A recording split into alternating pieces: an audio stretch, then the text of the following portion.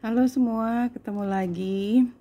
Ini bacaan tambahan lagi sebelum bacaan pekan depan. Ini saya buat karena kita sebentar lagi besok, tepatnya saya sekarang membuat hari Kamis tanggal 5 Juni tahun 2025. Besok itu tanggal 6 Juni tahun 2025. Ada portal 66 dan katanya portal 66 itu adalah portal yang secret ya.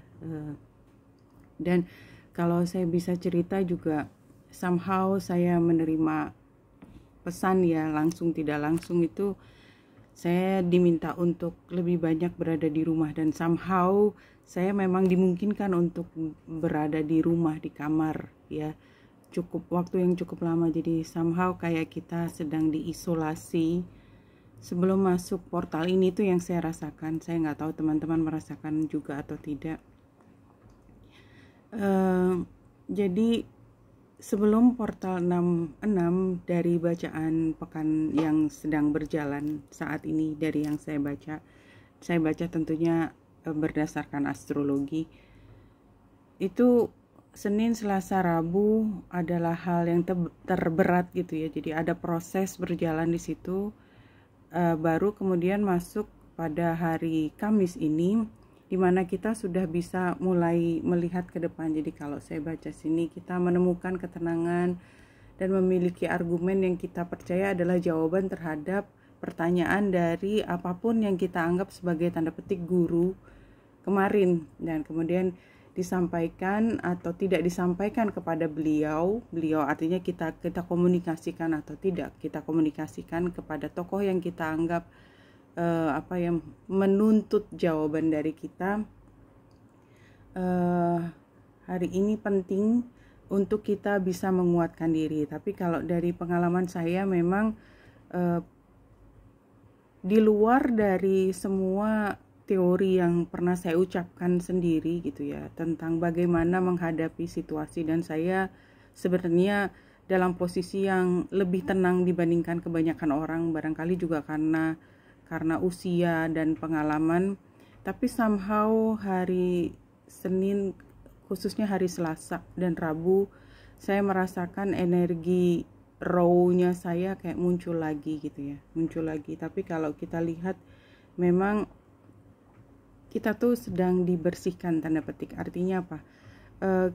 Ya, itu juga ada beberapa hal ya, kayak misalnya saya melihat bahwa dari mimpi saya ya, saya diminta untuk lebih membersihkan hati saya gitu ya, dan saya juga menemukan ternyata masih ada rasa marah yang saya tentu saja dengan sangat logisnya gitu ya, dengan proses intelektual saya berpikir dan mengetahui bahwa untuk mencapai frekuensi yang tinggi kita perlu untuk embrace perasaan tersebut. Tapi ternyata itu tidak bisa, emosi itu tidak bisa dihadapi hanya dengan intelektual. Kita harus merasakan sendiri, kita harus melewati sendiri perasaan marah. Kalau saya marah kebetulan. Mungkin teman-teman ada perasaan lain, sedih yang luar biasa, marah yang luar biasa. Nah, dari teori, ketika kita merasakan marah itu artinya kan ada swing, pendulum. Kita ngikutin, kita nempel di situ. Kayak lagunya Miley Cyrus, I'm swinging like a wrecking ball, something like that. Tapi artinya dia berada di pendulum itu, di bola pendulumnya itu, dia ikut ke sana ke sini, berarti dia merasakan sendiri ketika bola itu terkena dinding. Dan kita harus ngalamin itu. Breaking down di situ, dan kayaknya memang is kind of divinely guided gitu ya. Kita memang harus dibawa ke situ, diingatkan lagi bahwa di antara layer-layer banyak yang ada di dalam batin kita, itu ada hal yang sebenarnya masih membara, tetapi kalau kita pakai ego logika kita, dan we need to win, no, kita harus menang gitu ya, no, it's not problem, is not a big deal, but it is a big deal. Karena kalau kita tidak menghadapinya, maka frekuensi kita turun. Gitu. Sebentar. Dan kalau dari teori tersebut, bagaimana supaya kita bisa berada di titik tenang, ya, itu adalah kalau kita berada di center of the storm. Gimana caranya? Adalah detach. Jadi kita mengalami sendiri, embrace that feeling, kemudian kita perlahan melepaskan. Dengan demikian swingingnya, ya. Jadi gimana caranya supaya kita tidak berada di dalam menempel pada bola yang swinging itu adalah membuat kita invincible, membuat kita tidak terlihat. Sehingga mungkin hari Senin, Selasa, Rabu itu di luar ada kegiatan, ada peristiwa besar. Tetapi kita bisa menempatkan diri kita tidak berada di dalam drama tersebut, tetapi berada di atasnya, jadi seperti pengamat. Ya, ini memang levelnya udah lebih tinggi, tapi saya yakin teman-teman bisa memahami perasaan tersebut karena kita udah latihan. Sebenarnya kita udah latihan. Dan seberapapun kita latihan, seperti saya sendiri juga merasakan, seberapapun kita latihan untuk tenang, untuk melihat sesuatu dari kacamata yang lebih tinggi, tetap aja harus ngelewatin karena kita manusia. Dan untuk bisa melewati periode ini, kita memang harus mengalaminya sendiri sebelum kita masuk ke portal 66. Dan setelah portal 66 nanti akan ada bulan purnama di Sagittarius. Tidak akan saya bawakan secara khusus di video ini. Saya akan bawakan nanti di video yang besok, yang mingguan. Nah, apa yang ingin saya sampaikan di sini adalah ketika kita merasakan hal yang paling dalam tersebut, ini sebenarnya adalah saat dimana kita diminta untuk mengingat kembali. Karena apa? Karena kayak untuk bisa melewati portal tersebut, ya, kita tidak perlu dan tidak bisa membawa bagasi tersebut. Kita di strip off gitu ya, semua predikat yang ada di kita itu dilepaskan dulu, kita lewati, baru kemudian kita menemukan diri kita sendiri. Dan itu adalah siklus yang sangat normal, ya. Ketika kita menghadapi masalah, kita marah, kita nggak happy gitu, misalnya dalam hubungan kita nggak happy, reaksi pertama yang paling umum adalah, misalnya saya merasa nggak happy dengan pasangan saya. Ini contoh nggak ada coming dari imajinasi, bukan melihat pada seseorang, tapi mungkin bisa kita belajar dari situ. Ketika saya udah nggak happy dengan pasangan saya yang saya sudah cukup panjang ya bersama dengan dia, melewati up and down, but we are just human, no?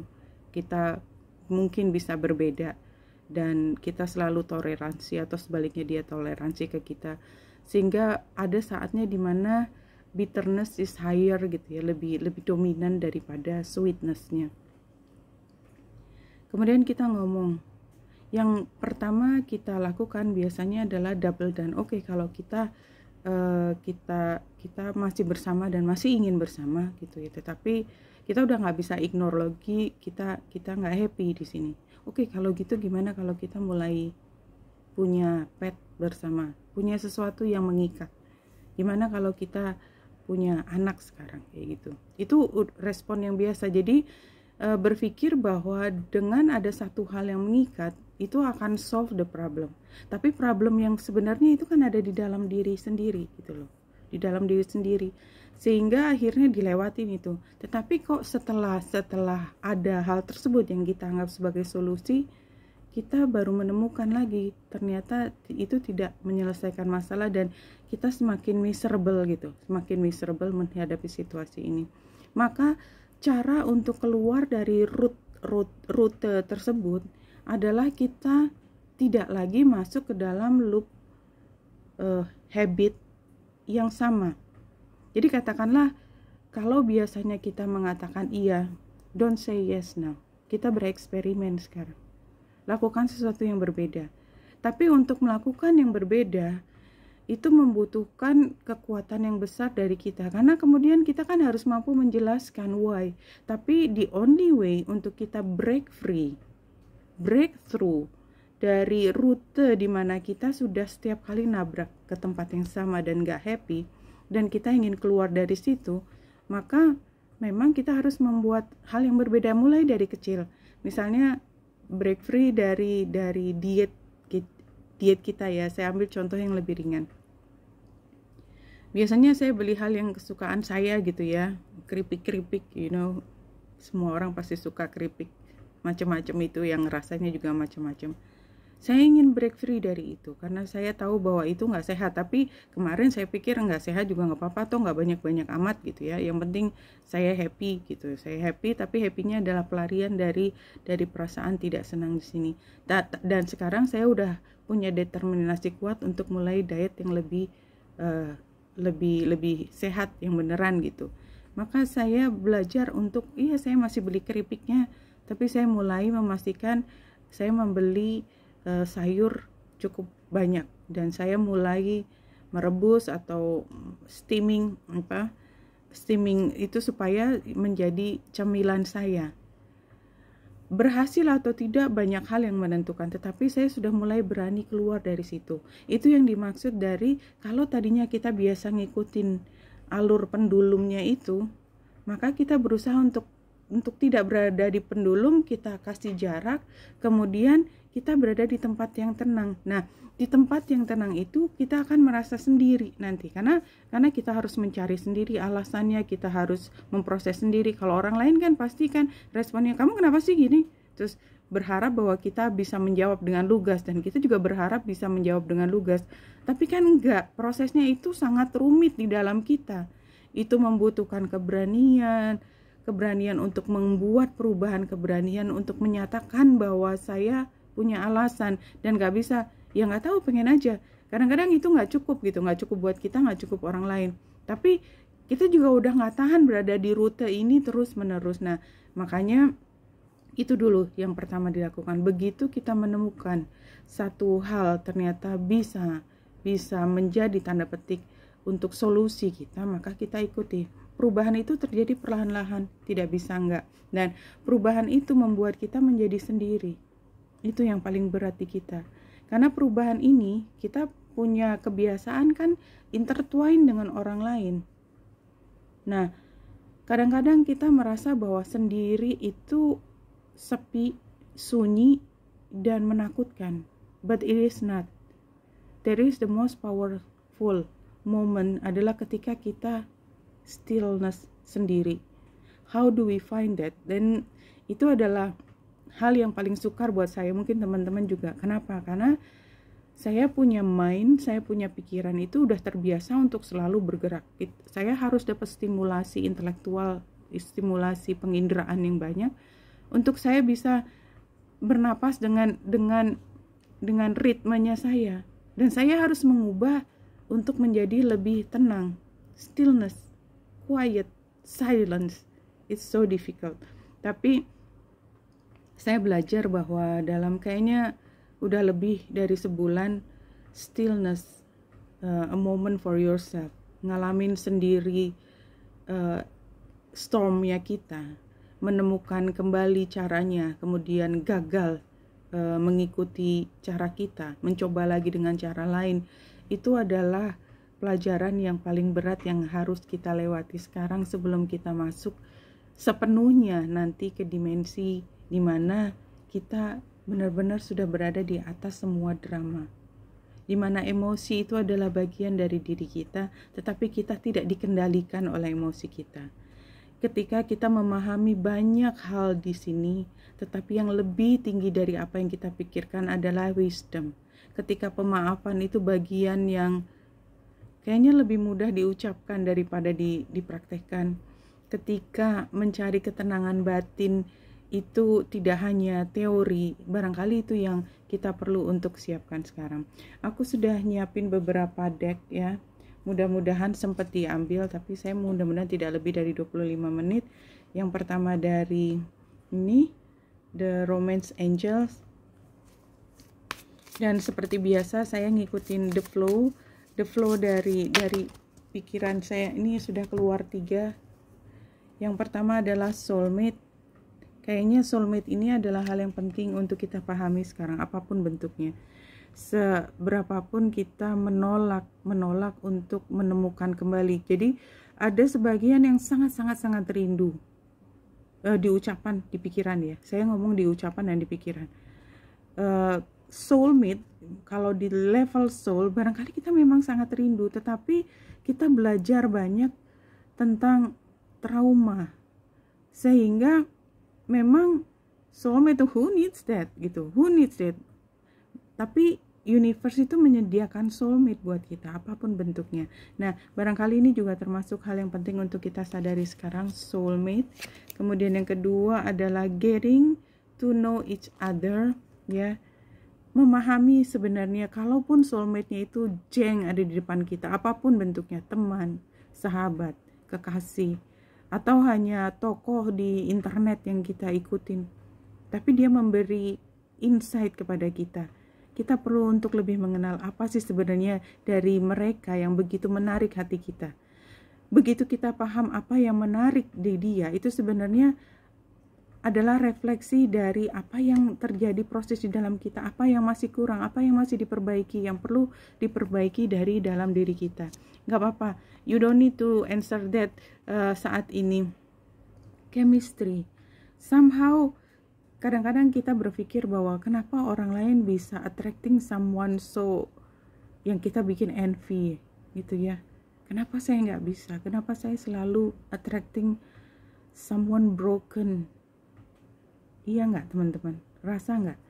The chosen one, sadly, kita akan ketemu banyak soulmate. Nggak cuma satu, and for the rest of our life kayak romantic story itu, fairy tale, no. Tapi kita menarik banyak sekali soulmate, a broken one. Seperti untuk mengingatkan bahwa we are not that broken. Kadang-kadang kita berpikir ya, kenapa kok saya, ya ini dari pengalaman pribadi. Semua orang di sini nyari orang untuk fixing something, menyapu sesuatu. Look at Wanita, and she's just smile and do the work. And then need someone to blame.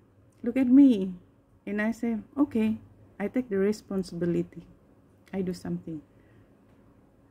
Someone to be bullied. Again, I don't mind. I can be bumper. I did that all the time. Kemudian saya bertanya gitu, kenapa saya selalu menerima hal tersebut? Kenapa the chosen one so hard to pull, to draw the lines? This is you, this is me. I don't mind about you. Karena kita itu tadi masih banyak di dalam diri kita yang kita harus pelajari, ya. Kita masih banyak belajar untuk percaya bahwa kita worthy, bahwa kita the strongest. Kenapa kita selalu menjadi menjadi tempat untuk orang menggantungkan diri? Because we can. Apakah kita tidak pernah mencoba untuk memindahkan beban ke orang lain? Iya, dan apa yang terjadi? Kita menangis. Berapa kali teman-teman merasa bahwa kita susah payah membangun satu hal, creating something from zero. Tapi ya kita hanya manusia, kita hanya punya satu kepala, dua tangan, dua kaki, 7 hari dalam 1 minggu, nggak bisa nambah. And then kita melihat dengan mata kepala sendiri apa yang kita create itu crumbling down di tangannya orang lain. Ego kita mulai ngomong lagi. Tetapi sekarang kita let go.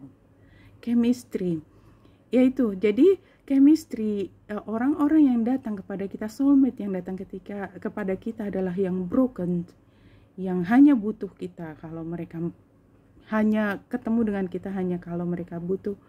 Karena barangkali itu yang terrefleksi kita kayak berteriak kepada anyone who needs me, anyone, I appreciate you more than my life.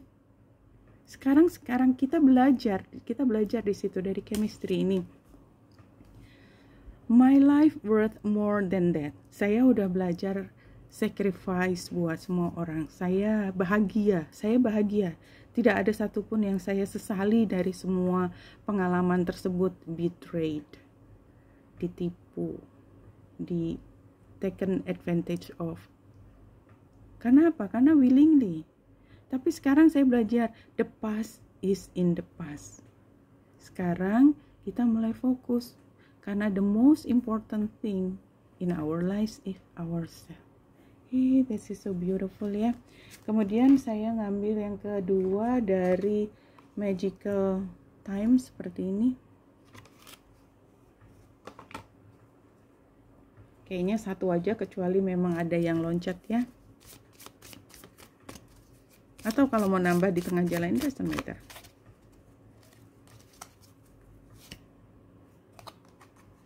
Elegance, exactly, no. Semua yang saya jelaskan tadi adalah menggambarkan elegance. Kalau dirangkum dalam satu kata, elegance.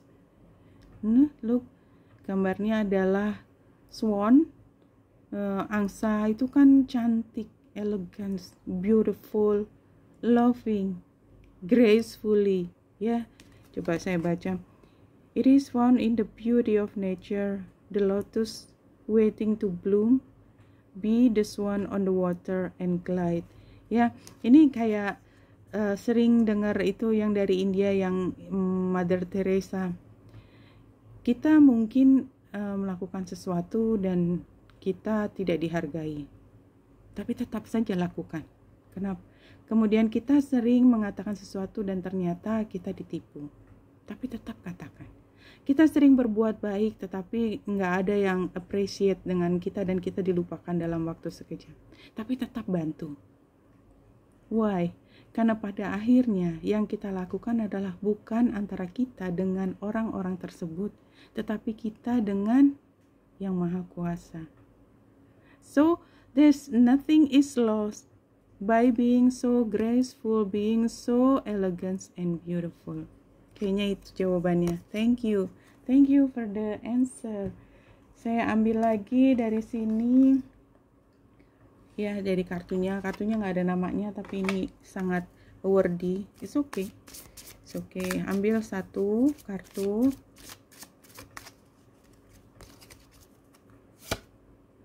I find deeper meaning and personal growth amid discomfort. Ini adalah perjalanannya bulan ya. Kita manusia hidup di 3 dimensi dan kita mengandalkan waktu yang diatur, dan itu linear, past, present, future, dan jamnya, clocknya itu adalah bulan itu sebenarnya bulan dan lain sebagainya, tetapi di mata kita kan bulan. Kapan mulai, kapan berakhir, dan ritme ini ada di setiap manusia. Kalau perempuan kerasa kan dari menstruasi, dari binatang juga begitu. Semua itu dalam 3 dimensi itu melihat kepada sini, bukan bulannya saja tetapi deeper meaning. I find a deeper meaning and personal growth. Jadi kita alami, katakanlah bulan purnama di Sagittarius tahun lalu, tahun sebelumnya, tahun ini berbeda, dan kita menemukan setiap kali bulan purnama di Sagittarius is very spiritual. Anyway, kita menemukan bahwa kita selalu bertambah tingkat. I find deeper meaning and personal growth amid the discomfort. Jadi discomfort yang kita rasakan, yang kita bahas tadi, itu bukan hukuman. Intinya itu bukan hukuman, tapi itu adalah perjalanan kita untuk menemukan diri kita sendiri. Iya, yang berikutnya ini dari Wisdom Oracle. Let's see, 2 kartu. Ini karena dari pertama kita lihat, yang keluar 4, tapi nggak apa-apa. Let's see. TikTok.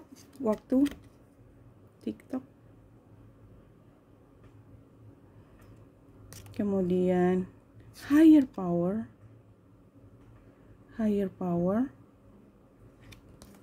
Kemudian flexible, sama between worlds. Kayaknya jelas ya dari 4 ini. Jadi memang ini saatnya untuk kita menyeberang between worlds. That's why kita ditarik jadi lebih fleksibel. Tapi kita fleksibel karena memang kita mau ditarik masuk ke dalam higher power. Do you know you are very powerful? Yes, you are. Ya, ini dari Earth Magic, satu aja Earth Magic, something like that. Satu.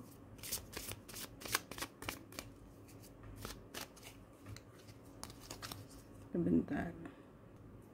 Iya. Lightning power. Yes, you are. You are so powerful.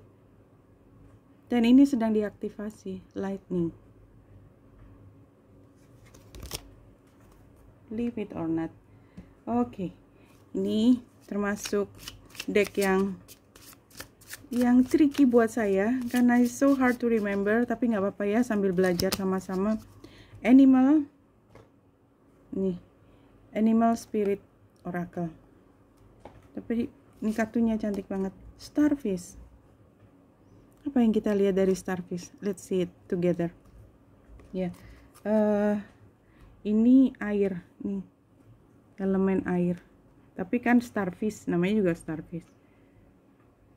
Dia bergerak perlahan dan dia memang bintang, dia adalah bintang, tapi dia tempatnya bukan di tempat yang mudah dilihat, dia ada di dasar laut. I think that is who you are. Jadi kita itu nggak lahir langsung mudah ditangkap cahayanya, kita harus menemukan cahayanya dari dalam, dari perasaan kita, dari semua perjalanan kehidupan kita yang membuat prosesor emosi kita itu optimal kerjanya. Jadi prosesornya ada prosesor intelektual, ada prosesor yang tukang proses emosi, dan yang terakhir adalah tukang proses tindakan, segitiga. Ini saya ambil aja Ten of Pentacles, keberlimpahan. Kemudian keberlimpahan ada di kita, dan semakin powerful kita, semakin kita bisa tap into our abundance. Yang kedua, King of Pentacles, another keberlimpahan kita. Ya, kita sendiri yang menentukan. The King is the protector, dan dia yang menentukan. Ucapannya adalah ya, commanding. Kemudian Page of Wands, and be like a child. Page of Wands adalah the happiest kid in the world. She is just running here and there, not mindful of anything gitu ya. Yang penting dia happy dan dia sangat aktif. Ya, I think that is who you are. Satu lagi.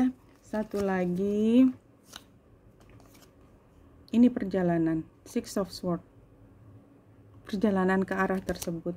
Oke, mungkin 3 kartu lagi sambil menutup bacaan kali ini. What need to be reminded? Ya, apa yang perlu diingatkan kepada kita? Ini oracle apa? Si Telema Tarot.